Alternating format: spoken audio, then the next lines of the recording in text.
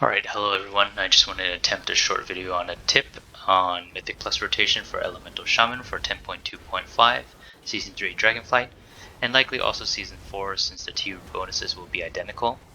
I feel like managing Flame Shock seems to be a core fundamental for maximizing AoE damage. I apologize for the poor sound quality and background noise. This is to give any struggling players new to Shaman some examples commonly covered in the guides that are already posted on Wowhead, and to add a little bit more to well-known names in the Shaman content creator space on YouTube. I am a very casual player. I just noticed some Elemental Shamans struggling at lower keys when I hop onto my alts, who can outperform my Shaman with much higher and faster AoE DPS at lower item levels. So I do recommend practicing the rotation on target dummies to get familiar with the timing of all the spells, as undoubtedly the more you go through the rotation, the more familiar it will be, so you can reproduce it in actual keys. You can pay attention to positioning, affixes, and interrupts, with your DPS rotation being the least of your worries. So I want to go over some talent nodes that provides more insight in spreading and maintaining flame shocks. And one of the more important ones is Surge of Power.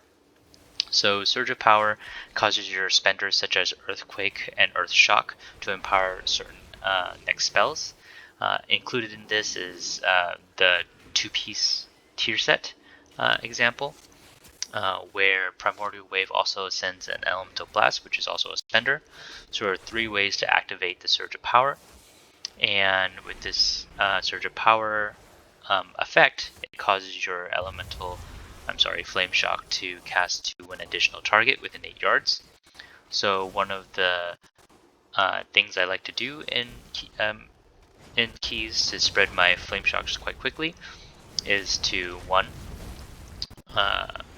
send the Primordial Wave on a secondary target, focus a primary target, send the Flame Shock, so there's 3 targets, then Liquid Magma Totem, Totemic Recall, so then there's 6, and then just kind of spam. You can also put your Earthquake down. You can also put Earthquake and send more Flame Shocks. You can alternatively also send your Primordial Wave and refresh your Flame Shocks, so then that you can keep your Flame Shocks healthily 6 at a time on all targets.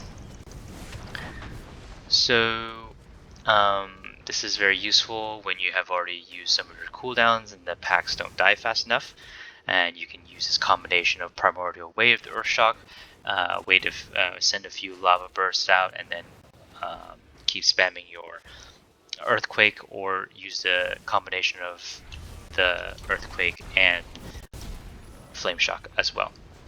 So it is important to know when you can do this little tip less often in spreading Flame Shocks. 1 is when you have your Fire Elemental out. Your Fire Elemental extends any new Flame Shocks by 100%, so it extends it from 18 to 32 seconds, which should be plenty of time to be able to AoE a lot of packs down, or a decent sized pack down.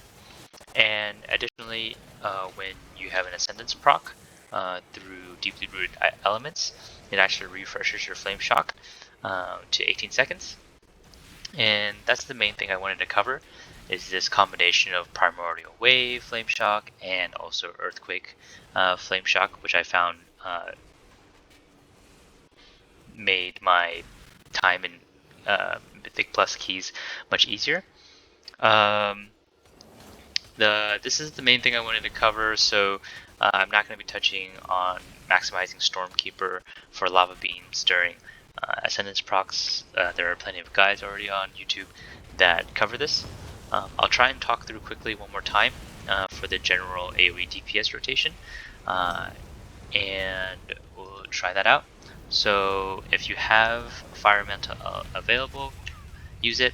Primordial Wave, Flame Shock, Liquid Magma Totem, spam your Lava Burst, Earthquake if you want.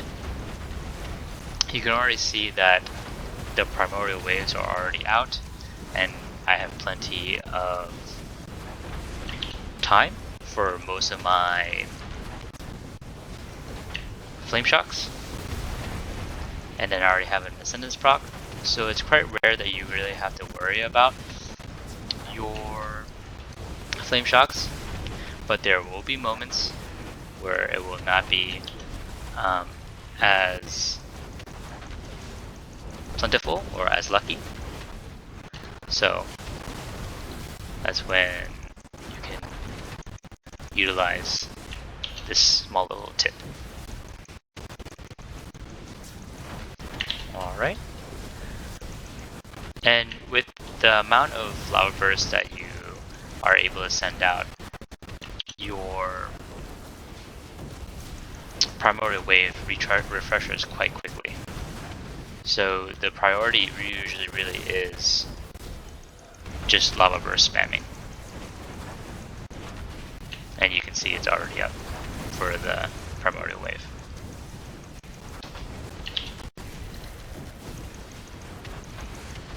Alright, so hopefully this helps the shaman out there to maximize lava burst spam on multiple targets at once, in case you get those unlucky periods where you don't get any ascendance procs. And thank you for watching, and I hope you have a wonderful day. Thank you.